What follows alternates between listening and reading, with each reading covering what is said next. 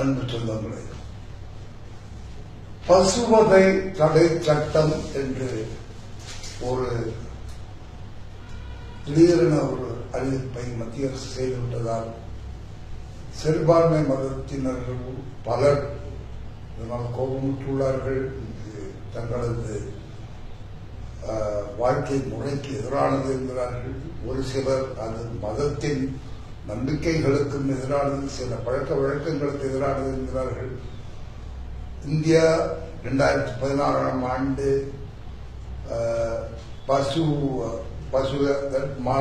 பசுவிலிருந்து எடுக்கப்பட்ட மாமிசத்தின் ஏற்றுமதியில் முதலிடம் வகித்து வந்தது. அதனால் பலருக்கு பல ஆயிரக்கணக்கான கோடி ரூபாய் நட்டங்கள் வரக்கூடிய வாய்ப்புகள் உண்டு. இந்த மாதிரி பல்வேறு பிரச்சனைகள் உள்ளன.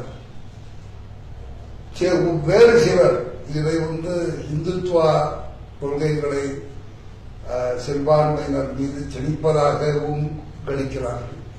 இது பற்றியெல்லாம் தனது கருத்துக்களை பதிவிட மதிப்பிற்குரிய திவாகர் உள்ளவர்கள் வந்திருக்கிறார்கள். மனிதநேய கட்சி மக்கள் கட்சியின் தலைவர், படித்தவர், இஸ்லாமிய பேங்கிங் பற்றி டாக்டர் பட்டம் பெற்றவர், மிகவும் அறிவாளியானவர் என்று இது பற்றி கேட்போம். உங்க கருத்து. முதலாவதாக இது வெறும் பசு வதை தடை சட்டம் அல்ல.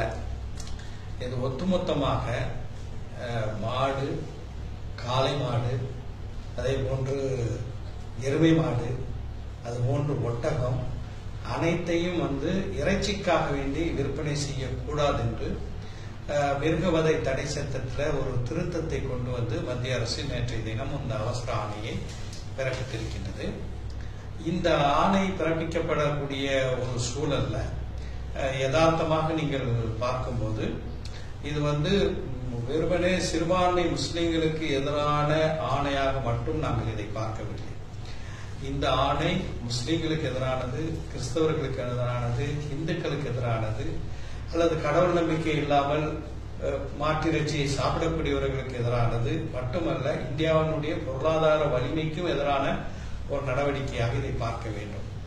அடுத்ததாக இந்த சட்டத்தில் இது குறித்து வெளியிடப்பட்டிருக்கக்கூடிய அரசாணை முழுமையாக நாம் படித்து பார்க்கும்போது இன்னொன்று மிக முக்கியமாக இருக்கின்றது. உங்களுக்கு தெரியும், 1991-96 செல்வி ஜெயலலிதா அவர்கள் தமிழகத்தினுடைய முதலமைச்சராக இருந்த போது கோயில்களில் மாடு, ஆடு, கோழி இவற்றையெல்லாம் பலியிடுவதை தடுக்கக்கூடிய ஒரு சட்டத்தை கொண்டு வந்தார். கடுமையான எதிர்ப்பு தமிழகத்தில் ஏற்பட்டதின் காரணமாக அதற்கு பிறகு அந்த சட்டத்தை அவர் நாடாளுமன்ற தேர்தலுக்கு பிறகு அதை திரும்ப பெறக்கூடிய ஒரு சூழல் எல்லாம் ஏற்பட்டது. அது ஒரு பக்கம் இருக்க, இந்த தடை சட்டம், நான் சொன்னது ஆண்டு தவறாக சொல்லிட்டேன், 2001-2004 அந்த சட்டத்தை கொண்டு வந்த போது அந்த மாதிரியான ஒரு நிகழ்வு நடைபெற்றது. அதுபோன்று இந்த அவசர ஆணை திரு நரேந்திர மோடி அவர்களுடைய ஆட்சி 3 ஆண்டுகளை நிறைவு செய்யக்கூடிய ஒரு சூழலில் இந்தியாவில் வாழக்கூடிய முஸ்லீம்கள் இன்று முதல் ரமலான் நோன்பை நோக்கக்கூடிய அந்த காலகட்டத்தில் இந்த ஆணை கொண்டு வரப்பட்டிருப்பது வெறும் முஸ்லீம்களுக்கு மட்டுமல்ல என்று ஏன் சொல்கிறேன் என்றால், இந்த அவசர ஆணையில எந்த ஒரு மத அடிப்படையிலான பலியிடுவதற்கும் கூட இந்த மாட்டை அல்லது எருமையை அல்லது ஒட்டகத்தை விற்பனை செய்யக்கூடாது என்று சொல்கிறார்கள். அதாவது ஒரு கோயில் திருவிழாவில் நமக்கு தெரியும், தமிழகத்தில் பிற்படுத்தப்பட்ட மக்கள், தாழ்த்தப்பட்ட மக்கள், மிகவும் பிற்படுத்தப்பட்ட மக்கள் தங்களுடைய குல தெய்வங்களை வணங்குவதற்காக வேண்டி திருவிழாக்களின் போது கால்நடைகளை பலியிடக்கூடிய நிகழ்வு இருக்கின்றது. அதுல நிச்சயமாக மாடும் எருமையும் கூட உண்டு. அதை தடை செய்யக்கூடிய ஒரு சட்டமாகவும் இது இருக்கின்றது. எனவே ஒட்டுமொத்தமாக இந்த சட்டத்தின் மூலமாக மோடி அரசு மக்கள் மீதான ஒரு போரையை தொடுத்திருக்கின்றது. இது ஒரு பக்கம். ஒரு சில இடைச்சல், ஒரு பிரச்சனை வரும்போது 3 சைடு இருக்கு. ஒரு காயம் 3 சைடு, ஒரு தலை பூ தலை, அது நடுவில் ஒரு லிம்புக்கு வரத்துக்கு முன்னாடி ஆப்போசிட் சைடு நீங்க மிகவும் நியாயமாக ஜல்லிக்கட்டுக்கு சப்போர்ட் பண்ணீங்க. அந்த போராட்டம், ஜல்லிக்கட்டு போராட்டத்தின் போது முன்வைத்த வாதங்கள் எப்படின்னா, இந்த பசுமாடுகள் அதனுடைய பாலும், அதனுடைய சாணமும், அதனுடைய கோமியமும் இந்த நாட்டுடைய உரத்துக்கு அடிப்படை. அது சுரண்டவாக வெளிநாட்டு உரங்கள் வாங்கி அதை பண்ணுறதுக்காக பண்றாங்க. அதனால இந்த ஜல்லிக்கட்டு மூலமாக அதனுடைய விருத்தி இருக்கும், அது அதிகமாகணும் அப்படின்னு சொல்லணும். அது ஒரு பக்கம். அப்படின்னு பார்க்கும்போது இந்த பசுவதை அது பசுவதைங்கிற வார்த்தையை பசுவை தாண்டி பசுவை தாண்டி கவ் அண்ட் இட்ஸ் ப்ரோஜினி என்று சொல்லக்கூடிய வகையில பசுவிலிருந்து காளை ஆகிவிட்டது, காளையிலிருந்து எருமை ஆகிவிட்டது, எருமையிலிருந்து ஒட்டகம் வரை அதை நீடித்து அங்க இருக்கட்டும். ஆனா let us keep it all cow and bullock slaughter. அது வச்சுப்போம். ஏன்னா நான் ஏன் அதை குறிப்பிடுகின்றேன் என்றால் பசுவை யாரும் முஸ்லிம்கள் உட்பட யாரும் அதை உணவுக்காக அறுப்பதில்லை. முதல்ல அந்த விஷயத்தை நான் தெளிவுபடுத்த வருகிறேன். பசு மாட்டை அறுத்து அதனுடைய மாமிசத்தை பரவலாக தமிழகத்தை பொறுத்த வரைக்கும் அதை போன்று நான் கேரளாவையும் சொல்ல முடியும், வட இந்திய மாநிலங்களையும் சொல்ல முடியும். அங்கு பசுவை யாரும் அறுப்பதில்லை. அறுக்கப்படுவது என்னவென்றால் காளை மாடுகள் தான், அதே போன்று எருமை மாடுகள் தான். சரி, அது ஒரு பக்கம் இருந்தாலும் நீங்க டாக்கிங் ஆஃப் இஸ்லாம், பட் அது போறதுக்கு முன்னாடி காந்தியடிகளே சட்டத்துல ஒரு காயம் 3 சைடு. காந்தியடிகள் சட்டத்தின் மூலமா இதை மக்களை திருத்த முடியாது. இந்த அபெட்டாய்ஸ் எல்லாம் பேன் பண்ணணும்னு சொல்றது நான் மட்டும் மக்கள் யாரும் திருட்டு மாட்டாங்க ஒரு பக்கம் சொன்னாலும், பசுமாடுகள் ஒரு மனிதனுக்கு தாய் மாதிரியானது. ஒரு குடும்பத்தையே வளர்க்குறாங்க, அது அதனுடைய பாலை பிடிச்சா நம்ம வளர்றோம். அதனால அது கொள்றதுங்கிறது ஒரு தாயை கொள்றதுக்கு சமாளம்னு சொல்லியிருக்காங்க. அதுக்குண்டான ஆதாரம் நான் கை வச்சேன். ஆனா இது ஆகவே தவிர ஜல்லிக்கட்டு மாதிரி விஷயங்கள்ல இந்தியாவுடைய மண்ணுக்கு இங்க இருக்கக்கூடிய அந்த அந்த ஸ்ட்ரெயின் ஆஃப் கவுஸ் அழிக்கிறதுக்கு பன்னாட்டு சனி நடக்குதுன்னும் இந்த ஜெர்சி கவுஸ் வர்றதுன்னும் ஒரு பாட்டு இருந்தது. அந்த நேரத்தில் நீங்க ஜல்லிக்கட்டு போட மாட்டீங்க. அந்த கண்ணோட்டத்தில் பார்க்கும்போது நீங்க காளைகள் பசுகள் கிடையாது, பிறகாது அப்படின்னு பார்க்கும்போது ஒரு கான்ட்ரடிக்ஷன். எந்த கான்ட்ரடிக்ஷனும் இதுல இல்ல. முதலாவதாக நீங்க காந்தியடிகளுடைய செய்தியை சொன்னீங்க. நீண்ட நாட்களுக்கு முன்னால் காந்தியடிகள் இதை பற்றி பேசும்போது மிக தெளிவாக அவர் சொன்ன வார்த்தை என்னவென்றால், இந்தியாவில இந்துக்கள் இருக்கிறார்கள், கிறிஸ்தவர்கள் இருக்கிறார்கள், முஸ்லிம்கள் இருக்கிறார்கள், பார்சிகள் இருக்கிறார்கள், சீக்கியர்கள் இருக்கிறார்கள். அவர்களுடைய உணவு இப்படிதான் இருக்க வேண்டும் என்று நாம் எந்த வகையிலும் நிர்பந்தப்படுத்த முடியாது. India is for Hindus, India is for Muslims, India is for Christians, India is for everybody. இன்னொன்னு சொல்றாரு, நான் வணங்குவதற்காக, சிலையை வணங்குவதற்காக செல்வதை யாராவது என தடுத்தா அது எந்த அளவுக்கு எனக்கு புண்படும் என்கின்ற கேள்வி எல்லாம் அவர் கேட்டுவிட்டு இது போன்று கட்டாயமாக பிறருடைய உரிமைகளை தலையிடுவதை எதிர்த்து பேசியிருக்கிறார் என்பதை முதலில் நான் தெளிவுபடுத்த விரும்புகின்றேன். அடுத்ததாக ஜல்லிக்கட்டு தமிழர்களுடைய கலாச்சாரம் போறதுக்கு முன்னாடி நீங்க ஜல்லிக்கட்டு போறதுக்கு முன்னாடி அதே காந்தியடிகள் பசு தாய்மாரானது அதை நம்பி குடும்பங்கள் இருக்கு, எப்படி ஒரு தாயை கொல்ல முடியாதோ அதே மாதிரி பசுவை கொல்லக்கூடாதுன்னு சொல்லி. பசுவை பற்றி பேச்சே இல்லை. இது மோடி அரசாங்கம் வெறுமனே பசுவை அங்காடிகளில் சந்தைகளில் கொண்டு வரக்கூடாது, விற்பனைக்காக கொண்டு வரக்கூடாது, இறைச்சிக்காக கொண்டு வரக்கூடாது இல்ல முடிச்சிடாரு. அது சட்டம் போட்டிருந்தால் இதை பற்றி யாரும் எந்த பிரச்சனையும் செய்ய போறதில்லை. ஆனால் அவர் அதையும் தாண்டி இந்த அரசு எருதுகள், அதே போன்று எருமைகள் என்று சொல்லக்கூடிய ஒரு நிலையில இந்த சட்டம் கொண்டு வரப்பட்டிருக்குங்கிறத நீங்க கவனிக்கணும். அடுத்ததாக ஜல்லிக்கட்டுக்கும் இதற்கும் சம்பந்தமே கிடையாது. ஜல்லிக்கட்டு என்பது ஒரு கலாச்சார விளையாட்டு. நிச்சயமாக மாட்டை வளர்க்க வேண்டும் என்பதில் மாற்று கருத்து கிடையாது. ஆனால் இன்றைக்கு என்ன நிலை, இந்த மாமிசத்திற்காக வேண்டி பசுவை, அதாவது மாட்டை விற்பனை செய்யக்கூடாது என்று சொல்லும் போது இன்றைக்கு நீங்கள் இணையதளங்களிலும் செய்தி தொலைக்காட்சிகளிலும் ஏராளமான விவசாயிகள், ஏராளமான வியாபாரிகள் இவர்கள் எல்லாம் என்ன சொல்வார்கள் என்றால், இந்த வயதான மாடுகளை, வயதான எருமைகளை நாங்கள் என்ன செய்வது? இந்த எருமைகளை விற்பனை செய்யாவிட்டால், மாமிசத்திற்காக விற்பனை செய்யாவிட்டால் அவர்களை, அந்த மாடுகளை வளர்ப்பதற்கான விஷயம் என்ன இருக்கு? இதனால எவ்வளவு பெரிய பொருளாதார இழப்பு ஏற்பட போகின்றது. இன்றைக்கு கூட பல பொருளாதார அறிஞர்கள் இன்றைக்கு பல்வேறு இணையதள கட்டுரைகள்ல தேச அளவில் வரக்கூடிய Hindustan Times, Times of India போன்ற நாளிதழ்கள்ல, தி wire.in, scroll.in போன்ற இணையதளங்கள்ல மிக தெளிவாக இது வந்து முட்டாள்தனமான ஒரு நடவடிக்கை, இது பொருளாதாரத்தை மிகப்பெரிய அளவில் பாதிக்கும். இதனுடைய பாதிப்பின் காரணமாக நிச்சயமாக நீங்க சொல்வதற்கு நேர் மாற்றமாக பசுவை சார்ந்த காளைகள், அதே போன்று மாடு, காளைகள் எல்லாமே வந்து இதனுடைய எண்ணிக்கை இந்தியாவில பெரிய அளவில் குறைந்துவிடும். இதன் காரணமாக பாலுக்காக வேண்டி நாம் ஆஸ்திரேலியாவில் இருந்தும், நியூசிலாந்தில் இருந்தும், ஐரோப்பா நாடுகளில் இருந்தும் பால் பவுடரை, ஏன்னா நான் சமீபத்தில் இலங்கைக்கு சென்றிருந்தேன், அங்கு டீயோ அல்லது காஃபியோ குடிப்பதற்கு என்ன குடிக்கிறார்கள்? பவுடர் தான். நம்ம நாட்டுல போய் எந்த ஒரு கிராமத்திலையும் பால் குடிக்கக்கூடிய பசும்பால்ல டீயோ காஃபியோ குடிக்கக்கூடிய ஒரு வாய்ப்பு இருக்கு. அது போன்ற ஒரு நிலையை இந்தியாவுக்கு உருவாக்குவதற்கு தான் மோடி அவர்களுடைய இந்த அரசாணை உதவுமே தவிர இது நிச்சயமாக பசுவையோ மாட்டையோ பாதுகாக்கக்கூடிய சட்டம் புரியல. பசு கொல்லாம இருந்தா இருக்கு, நீங்க அதை நான் தெளிவாக சொல்றேன். நீங்க வந்து ஒரு கிராம விவசாயினுடைய பார்வையில, கிராமத்துல மாடுகளை வளர்க்கக்கூடியவர்களுடைய பார்வையில பார்க்க வேண்டும். இப்ப வந்து நான் ஒரு விவசாயி மாட்டை வளர்க்கிறார், அது பசுவும் இருக்கின்றது, காளையும் இருக்கின்றது. அதற்கென்று ஒரு ஏஜ் இருக்கின்றது, பால் கொடுக்கக்கூடிய வயது இருக்கின்றது, அல்லது வந்து இனவிருத்தி செய்யக்கூடிய வயது இருக்கின்றது. இதற்கு பிறகு இனவிருத்தி பசுவை விட்டுருவான். நான் பசுவை கொல்ல வேண்டும் என்ற கொள்கையில் உள்ளவன் அல்ல, அதை விட்டுருவான். ஆனால் காளையை பொறுத்த வரைக்கும் அது வந்து வயது முதிர்ந்த நேரத்திலையும் அதை வந்து விற்பனை செய்யக்கூடாது என்று சொல்லும் போது, அது சாவதற்கு தான் அனுமதிக்க வேண்டும் என்று சொல்லும் போது, விற்பனை செய்தால் அதிலிருந்து பணம் வரும்.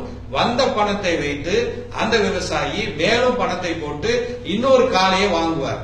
இப்ப அவர் வந்து அந்த காளையை சாகுவதற்கு தான் விடும்போது நிச்சயமாக இதன் மூலமாக மாடுகளுடைய உற்பத்தி நிச்சயமாக குறையக்கூடிய ஒரு வாய்ப்பு தான் ஏற்படும். இதுதான் கிராம யதார்த்த பொருளாதார நிலை.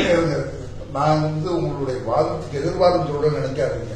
ஒரு பேச்சுக்கு ஒரு உதாரணத்துக்காக, இப்ப ஒரு குடும்பத்தை எடுத்து பசு தாயம்னா காளை தந்தையாச்சு, வயசாச்சுன்னா பசு, நீங்க பசு கொள்றதுக்கு நான் ரெடியா இல்ல, நான் சப்போர்ட் கூட பண்றேன்னு சொல்லிட்டீங்க, ஓகே தேங்க்ஸ். பட் அது தாய்னா தனியா வயசான அப்பாவை நம்ம கொண்டு முதல்ல வெளியிட்டுருவோம் கிடையாது. சோ ஆக அந்த ஒரு லாஜிக்கலா கொண்டு போறது கஷ்டமா இருக்கு. ஏன்னா எனக்கு என்ன ஏன் புரியும் இல்ல, நான் உண்மையிலே காமெடி தான், பொருத்தமில்லாத உதாரணத்தை சொல்றீங்க. ஏனென்றால் மனிதர்களையும் கால்நடைகளையும் தயவு செய்து ஒப்பிடாதீங்க. கால்நடைகள் மனிதர்களுடைய பயன்பாட்டுக்காக தான் இருக்கின்றது. அப்ப அந்த பயன்பாட்டை பெருக்கிக் கொள்வதற்காக வேண்டியான பணிகளை தான் நாம் செய்ய முடியுமே தவிர, நீங்க அந்த ஏழை கிராமப்புற விவசாயி, மாடை வளர்க்கக்கூடிய விவசாயிகளுடைய நிலையிலிருந்து பேசுங்க. அவன் வந்து இதிலிருந்து அந்த பசு அல்லது அந்த காளை வயது முடிந்த நிலையில் அவன் விற்பனை செய்யும் போது அவனுக்கு பொருளாதாரம் வருது.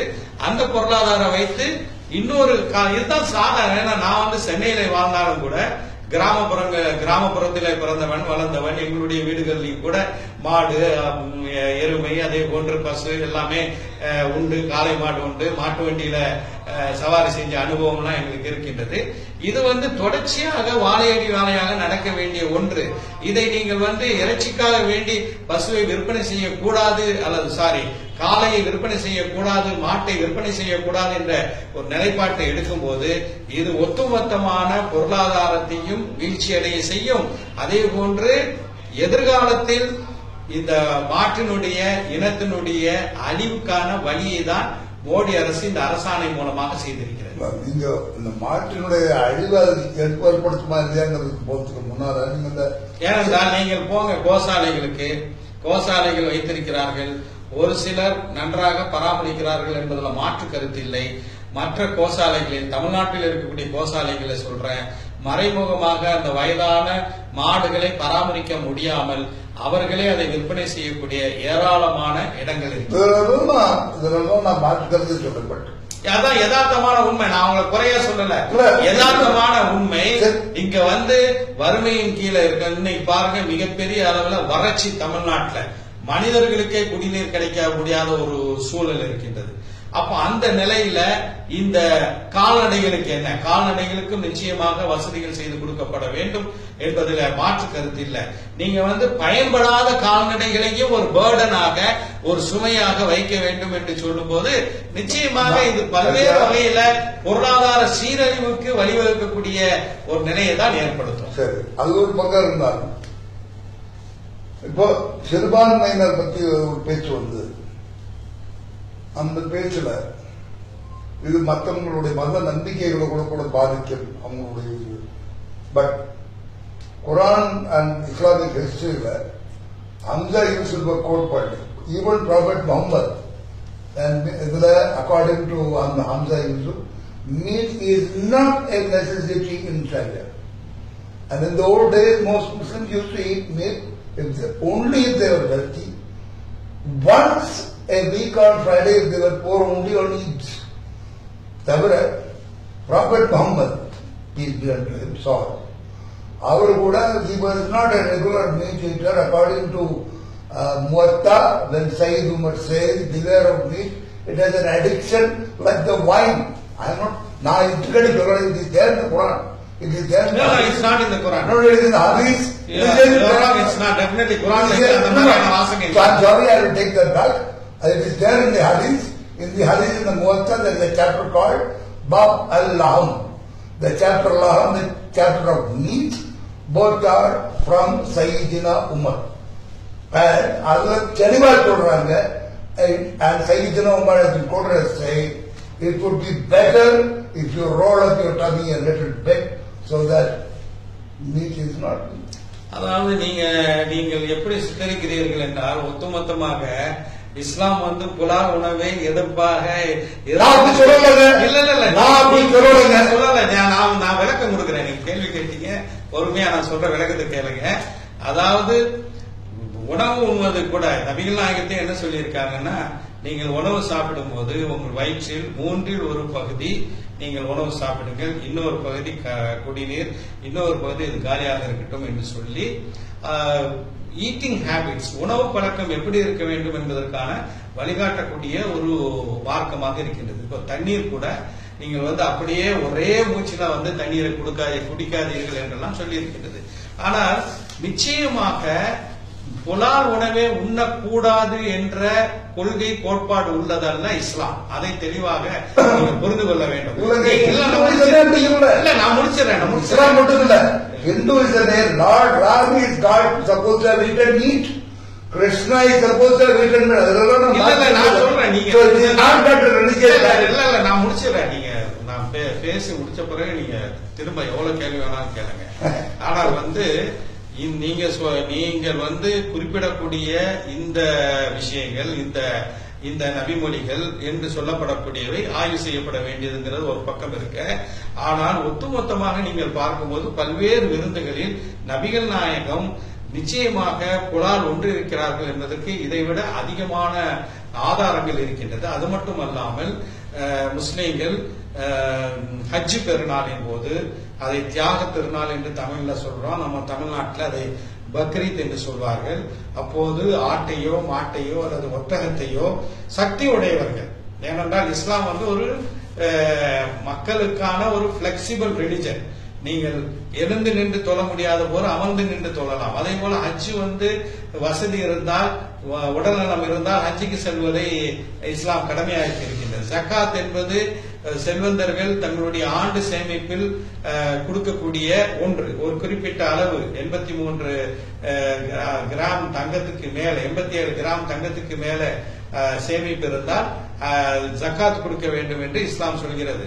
அதே போல நீங்கள் சொல்வது ஏதோ புலால் உணவே இஸ்லாம் வெறுத்ததாக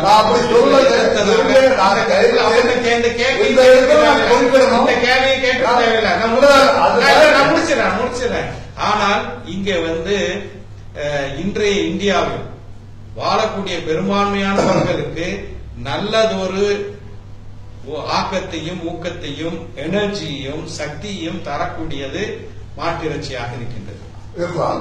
மாட்டிறைச்சி மட்டும் இல்ல, நான் முடிச்சிடறேன், மாட்டிறைச்சி இருக்கின்றது. எனவே நான் என்ன சாப்பிட வேண்டும் என்பதை நிர்ணயிக்கக்கூடிய உரிமையை இந்திய அரசியலமைப்பு சட்டமே எனக்கு தந்திருக்கின்றது. ஒவ்வொரு இந்திய குடிமகனுக்கும் தந்திருக்கின்றது. அதை விடுத்து நீங்க வெறுமனே இந்த ஆணையை மட்டும் பார்க்காதீர்கள். நரேந்திர மோடி இந்தியாவினுடைய பிரதமராக வந்த காலகட்டத்திலிருந்து அவருடைய கட்சியான பாஜக ஆளக்கூடிய மாநிலங்கள் குஜராத்தாக இருந்தாலும், ராஜஸ்தானாக இருந்தாலும், மத்திய பிரதேசமாக இருந்தாலும், சமீபத்தில் உத்தரப்பிரதேசமாக இருந்தாலும், இந்த மாட்டிறைச்சியை வைத்து முதலில் அது மாட்டு பயங்கரவாதமாக இருந்து சமீபத்தில் ஆதித்யநாத் கீழே அது எருமை பயங்கரவாதமாக மாறக்கூடிய ஒரு சூழல்ல குஜராத்தில் சிங்கத்தால் அடித்து கொல்லப்பட்ட ஒரு மாட்டினுடைய தோலை உரித்தார்கள் என்பதற்காக வேண்டி யுனோவில் 4 தலித்துகள் சித்திரவதை செய்யப்பட்ட காட்சியை பார்த்தோம். இந்திய விமானப்படை முடிச்சிட இந்திய இவையெல்லாம் செல்ல வேண்டிய இல்ல இந்திய விமானப்படையினுடைய தாம்பரம் கிளையில பணியாற்றக்கூடிய சர்தாஜ் என்ற இந்திய விமானப்படை வீரருடைய தந்தை அஹ்லாக் வீட்டில மாட்டிறைச்சி வைத்தார் என்ற பொய் குற்றச்சாட்டு சொல்லப்பட்டு அவர் அடித்துக் கொல்லப்பட்ட சம்பவம் தினந்தோறும் இது நடந்து கொண்டே இருக்கின்றது. அதை இந்தியா முழுவதும் பரவலாக்க வேண்டும் என்ற ஒரு பயங்கரவாத சிந்தனையினுடைய வெளிப்பாடாகத்தான் மோடி அரசு இந்த அரசாணையை கொண்டு வந்திருக்கின்றது. இதை ஜனநாயக சக்திகள் அனைத்தும் நிச்சயமாக எதிர்க்க வேண்டும். ஐயா, நான் காந்தியடிகள் சொன்னது ரிப்பீட்டே பண்றேன். அவரே சொன்னாரு சட்டத்தை போட்டு இது தடுக்க முடியாது. இந்த சட்டத்தினால இது தடுக்க முடியும் நானும் நினைக்கிறேன். அதுல I am with you. Since you said talk about religion, you are talking bringing நீங்க பல்வேறு இன்ஸ்டன்சஸ் மைனாரிட்டிஸ் were hurt ன்னு சொல்றீங்க. இல்ல மைனாரிட்டிஸ் மட்டும் இல்ல, இந்த சட்டம் மைனாரிட்டிஸ்க்கு எதிரானது திரும்ப சொல்லாதீங்க. இந்த அரசாணை வெறும் சிறுபான்மையினர்களுக்கு மட்டுமல்ல, குலதெய்வ கோயிலுக்கு சென்று மாடுகளையும் எருமைகளையும் பலியிட செய்யக்கூடிய பெரும்பான்மை இந்து மக்களுக்கு எதிராகவும் மோடி இந்த சட்டத்தை கொண்டு வந்திருக்கிறார். கேரளாவில் அதைத்தாங்க சொல்றேன். கேரளாவில் இந்துஸ் ஈட் பீஃப். அதுல ஒன்னும் யாருக்கும் சந்தேகம் இல்லை. And that is exactly what Mahatma Gandhi அவர்கள் said, you cannot இதை தடுக்கிறதுக்கு சட்டம் போட்டு தடுக்க முடியாதுன்னு மாற்றுக்கிறது தெரியல. என்னுடைய நீங்க சிறுபான்மை மதத்தினுடைய பல பேருடைய பாதிக்கப்பட்டவர்களுடைய எக்ஸாம்பிள் சொன்னதுனால அதுக்கு வர்றேன். ஒரு important point. I will only now quote something here. And it is interesting. Bakara is also a chapter of the Quran. Because being societies just have massive impact on the environment, on natural resources, on all these things. And traditionally, the Muslims were not cow eaters. They were only sheep and lamb eaters when they did eat. I'm only quoting the Bakara. Out of context ஒரு குறிப்பிட்ட இதை வச்சு நீங்க பேசக்கூடாது. நீங்க முழுமையா சொல்லியிருந்தோம். நீங்க சொல்லியிருந்தா இஸ்லாம் உணவுக்கு எது தடை செய்யப்பட்டிருக்கிறது, எது அனுமதிக்கப்பட்டிருக்குங்கிறதுக்கு தெளிவான எடுத்துக்காட்டுகள் இருக்கின்றது. உதாரணமாக பன்றி இறைச்சி முஸ்லிம்கள் சாப்பிடக்கூடாது, ஹராம், தடை செய்யப்பட்டிருக்கின்ற சொல்லி இருக்கின்றது. நீங்க சொல்ற அடிப்படையில எந்த இடத்திலையும் மாட்டு இறைச்சி ஹராம் சாப்பிடக்கூடாது என்று இறைவனோ இறைவனுடைய தூதர் நபிகள் நாயகமோ எங்குமே சொல்லவில்லை. நீங்க அவுட் ஆஃப் கான்டெக்ஸ்டாக ஒரு செலக்டிவாக எடுத்து நீங்க சொல்றீங்க. இந்த விவாதம் இப்படி போனா அது சரியான ஒரு திசையில செல்லாது. நான் சொல்வது நிச்சயமாக மாட்டிறைச்சி தடை செய்யப்பட்ட ஒன்றல்ல. நான் விரும்பினால் மாட்டிறைச்சியை சாப்பிடலாம், நான் விரும்பாவிட்டால் சாப்பிடாமல் இருக்கலாம். இன்னைக்கு எல்லா முஸ்லீம்களும் 100 விழுக்காடு கட்டாயமாக மாட்டிறைச்சி சாப்பிட வேண்டும் என்ற ஒரு நிலை இல்லை. ஆனால் மாட்டிறைச்சியை சாப்பிடக்கூடாது முஸ்லீம்கள் என்று எங்கும் இஸ்லாமிய சட்டத்தில் சொல்லப்படவே இல்லை. ஐயா, இஸ்லாமிய சட்டம் மட்டும் அல்ல, நான் காந்தியடிகள் சொன்ன லைனை நானும் ஒத்துக்கிறேன். சட்டத்தை போட்டு தடுக்க முடியாது மாற்றுக்கிறதுக்கே இல்லை. பட் இத majority versus minority, Hindutva, religion பார்க்கும்போது அதுக்குள்ள ஒரு பக்கம் அதனுடைய எதிர்ப்பு. இது பாசிசமா இல்லையா தெரியாது. பட் கடைசியில பார்த்தா can it lead to terrorism? தனிப்பட்ட தனி மனிதனுடைய உரிமைகள் பாதிக்கப்பட்டு நீங்க அகலாக சொன்னீங்க, அவர் கொல்லப்பட்டு கடுமையாக கண்டிக்கப்பட வேண்டிய விஷயம். அதெல்லாம் யாருக்கும் மாற்றுக்கிறது இருக்க முடியாது.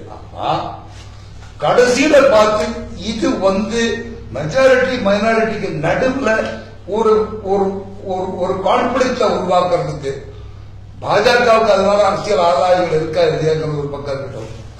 இந்த விளையாட்டுல நீங்க ஏன் மாட்டிக்கிறீங்க? நீங்க சொல்லக்கூடிய டெர்மினாலஜியே முதல்ல தவறானது. நீங்கள் பயன்படுத்தக்கூடிய சொற்றொடர் மெஜாரிட்டி வர்சஸ் மைனாரிட்டியை நான் ஆட்சேபிக்கின்றேன். இது பெரும்பான்மை வர்சஸ் சிறுபான்மை அல்ல. இந்தியாவில் வாழக்கூடிய பெரும்பான்மையான இந்துக்கள் மாட்டிறைச்சி சாப்பிடக்கூடியவர்கள் தான். வேண்டுமென்றால் நான் சேலஞ்ச் பண்றேன், எடுத்து பார்ப்போம் எத்தனை விழுக்காடு மாட்டிறைச்சி சாப்பிடுகிறார்கள் சாப்பிடாதவர்கள் என்று. எனவே இது மெஜாரிட்டி மைனாரிட்டி இஷ்யூவே அல்ல.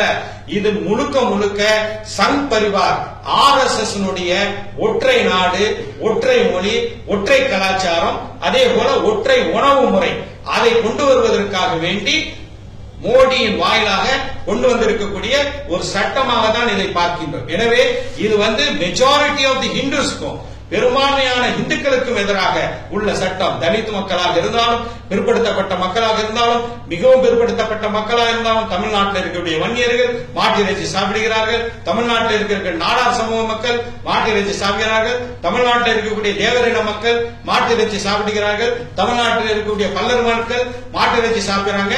நிச்சயமாக இது பெரும்பான்மையான இந்துக்களுக்கு எதிராக, அந்த இந்துக்களிலே சிறுபான்மையான சிந்தனையுடைய RSS திட்டத்தினுடைய அமலாக்கமாக தான் இதை பார்க்க முடியுமே தவிர, இதை நீங்க சொன்ன மாதிரி மெஜாரிட்டி வர்சஸ் மைனாரிட்டி என்ற அந்த சித்திரம் தவறான சித்திரம். அந்த சித்திரமே அல்ல. மிக தெளிவாக இந்த சட்டத்தின் மூலமாக RSS அஜெண்டா, இதை நான் மட்டும் சொல்லவில்லை, கேரளாவினுடைய முதலமைச்சர் திரு பினராயி விஜயனும் சொல்லியிருக்கிறார், திரிபுராவினுடைய முதலமைச்சர் மாலிக் தாகூரும் சொல்லி இருக்கிறார். எனவே இது மெஜாரிட்டி மைனாரிட்டி இஷ்யூ அல்ல. இது சங்க பரிவார் வர்சஸ் செகுலர் இந்தியன்ஸ். இது இன்னொன்றையும் நான் சொல்லிக்கொள்ள விரும்புகிறேன். இந்தியாவினுடைய பெடரல் ஸ்ட்ரக்சரை, கூட்டாட்சி தத்துவத்துக்கு எதிரான சட்டம் இது. ஏனென்றால் நீங்கள் கான்ஸ்டிடியூஷனை பார்க்கும்போது இது ஸ்டேட் லிஸ்ட்ல இருக்கு, ஸ்டேட்டுக்கும் கன்கரண்ட் லிஸ்ட்ல இருக்கு, ஸ்டேட்டுக்கும் அதிகாரம் இருக்கின்றது. இது போன்ற ஒரு சட்டத்தை கொண்டு வர போகிறோம் என்று மாநில அரசாங்கத்தை மத்திய அரசு கலந்து பேசியதா? நிச்சயமாக இல்லை. அதனாலதான் கேரள முதலமைச்சர் இதை நாங்கள் எதிர்த்து சட்ட ரீதியாகவும் அணுகப் போகிறோம் என்று சொல்லியிருக்கிறார். மோடி என்ன நினைக்கிறாரோ, அதாவது மோடி என்ன நினைக்கிறார் என்று சொல்வதை விட மோகன் பகவத் என்ன நினைக்கின்றாரோ அதை அமல்படுத்தக்கூடிய வேலையை தான் நரேந்திர மோடி செய்திருக்கிறார். ஐயா, நீங்க இது சரி, நீங்க உங்களுடைய வாதம் ஒரு பக்கம் இருந்தால், ஆனா நீங்க பினராயி விஜயனுடைய உதாரணத்தை சொல்லலாம். Communist, do you know that one country, a communist nation which has banned cow slaughter is Cuba? அது மட்டும் இல்ல, several parts of Russia, இது பொருத்தமான உதாரணமே கிடையாது. India is not Cuba, India is not Russia, India is India.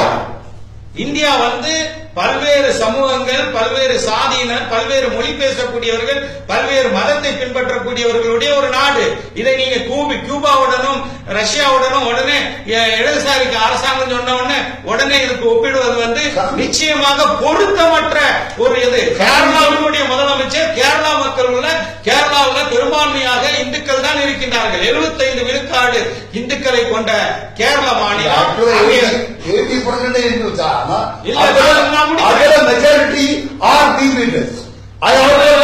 அதைத்தான் அந்த மாநிலத்தினுடைய முதலமைச்சர் சொல்கிறார் என்று சொல்லும்போது நீங்க கியூபாவுக்கு போறீங்க, ரஷ்யாவுக்கு போறீங்க. இது என்ன பொருத்தமில்லாத உதாரணங்களை பேசிக் கொண்டிருக்கிறீர்கள்? ஐயா, நீங்க கம்யூனிஸ்ட் தலைவரை பத்தி பேசும்போது நான் கம்யூனிஸ்ட் ஒரு நாட்டுடைய உதாரணம். பினராயி விஜயன் இந்தியாவினுடைய ஒரு செக்யூலர் டெமோக்ராட்டிக் ரிப்பப்ளிக்கினுடைய ஒரு மாநிலத்தினுடைய முதலமைச்சர். அந்த அடிப்படையில் அவர் பேசுகிறார். இதெல்லாம் ஒரு பக்கம். நான் சைவ சாப்பாடு மட்டும்தான் சாப்பிடுவேன். நான் அசைவ சாப்பிடுவேன். நிச்சயமா எனக்கு 10 தடவை ஹார்ட் அட்டாக். நான் இன்னமும் ஓரளவுக்கு வளைய வருவேன். சமயத்துல நாடு மாடிப்படி ஏறுவேன். சமயத்துல ஸ்மோக் பண்ணுவேன். அது கூட அன்ஹெல்தி தான். பட் நான் ஆரோக்கியமா இருக்கிறதுக்கு வெஜிடேரியனிசம் ஒரு காரணம்னு மருத்துவர்கள் நான் சொல்லல. நீங்க யாரும் வெஜிடேரியனா மாறணும்னு யாரும் சொல்லல. நான் சொன்ன ஏதோ நான் வந்து நபிகள் நாயகன் புலால் உணவை எதிர்த்தா நான் அப்படி சொல்லவே இல்லை. It was a very occasional மீட்டர்னு தான் நான் உதாரணம் சொன்னேன். ஆக அவர்களுடைய விருப்பப்படி உணவு என்பதை யாரும் தடுக்கக்கூடாது, எதிர்கொள்ளக்கூடாது. அதை காந்தியடிகள் சொன்னால் சட்டம் போட்டு இது பண்ண முடியாது. ஆனா even from health point of view இந்த நாளைக்கு சப்போசிங் மோடி வந்து இல்லைங்க நாங்க ஜனங்களுடைய அவங்களுடைய ஹெல்த்துக்காக பண்ண மொத்தத்திலேயே அவர் மீட்டு தடை பண்ணல. அடுத்த கட்டமாக அது வரும். அதைத்தான் தெளிவா விநாயகர் விஜயன் சொல்லிக்கிறார். நாளைக்கு வந்து மீனை கூட தடை செய்வாங்கன்னு. இப்ப நான் என்ன சொல்ல வர்றேன்னா, வெஜிடேரியன் ஃபுட்டு சாப்பிடலாமா சாப்பிடக்கூடாதா அது வந்து நான் எடுக்க வேண்டிய முடிவு. நான் என்னுடைய உடலுக்கு வந்து வெஜிடேரியன் ஃபுட்டு நல்லா இருக்கும், சைவ சாப்பாடு நல்லா இருக்கும்னா அதை நான் எடுத்துக்கிடுவேன். அதே நேரத்தில் நான் வந்து கடினமாக உழைக்கக்கூடியவன், நான் வந்து மூட்டை தூக்கக்கூடியவன், நான் வந்து கடுமையான வேலை கடல்ல போய் மீன் பிடிக்கக்கூடியவன். அது மாதிரி கடுமையான உழைப்பு சாப்பிடும் போது எனக்கு தேவையான எனர்ஜி, எனக்கு தேவையான ஆற்றலை கொடுக்க வல்லது மாட்டு இறைச்சி என்றால் மாட்டு இறைச்சியை தான் நான் சாப்பிடுவேன். அதுதான் என்னுடைய உழைப்புக்கு சரியா இருக்கும். நேர்மன்மை ஒரு பட்சத்தில் நமக்கு எடுத்துட்ட இந்த நிகழ்ச்சியுடைய நிறைவுக்கு வந்துட்டோம். ஆனா நான் உங்களுடைய முக்கியமான பாயிண்ட் எதையுமே நான் எதிர்க்கிறேன். அவரவர்களுடைய விருப்பப்படி அவர்கள் உணவை உண்ண வேண்டும். அதை சட்டம் போட்டு தடை செய்வதால் நாடு சிறந்தது என்பது யாருக்கும் ஐயப்பாடில்லை. அதே மாதிரி இந்த சட்டத்தை தவறாக பயன்படுத்தும் சில காடையர்கள், ரவுடிகள் அல்லது காவல்துறையினர் வந்து தனிப்பட்ட மனிதர்களுடைய உரிமைகளை பறிப்பார்கள், அதுவும் சந்தேகமில்லை. இதற்கு இறுதியில் இந்த மாதிரி இது போன்ற சட்டங்களை போடுவதை விட ஆரோக்கியமாக வாழ்வதற்கு உண்டான வழிமுறைகளை அரசாங்கம் ஊக்குவித்தல்லவா இருக்கும். அந்த கருத்தை சொல்லியிருந்தால் அது மிகவும் ஏற்புடையதாக இருக்கும். ஆனால் அரசாங்கம் இந்த விஷயத்தில் தலையிட்டது. நான் காந்தியடிகளுடைய வார்த்தைகளை மீண்டும் சொல்கிறேன். சட்டத்தை போட்டு இதனால் தனி மனிதனுடைய உணவு பழக்க வழக்கங்களை மாற்றுவதற்கு இயலாத காரியம். அந்த இடத்தில் நாம் அட்லீஸ்ட் நாம் ஒன்னா இருக்கோம். மாற்று கருத்துக்களை இயல்பு. ஆனா அவங்க நேரத்தை ஒதுக்கி ரொம்ப அருமையா ரொம்ப ஹெல்த்தியான ஒரு டிபேட்டா இருந்து உங்களுடைய நேரத்தை ஒதுக்கி ஒரு தூரம் வந்ததுக்கு நன்றி. நான் ஏதாவது அதிக பிரசங்கிச்ச மாதிரி தவறா பேசியிருந்தா மிக்க நன்றி ஐயா.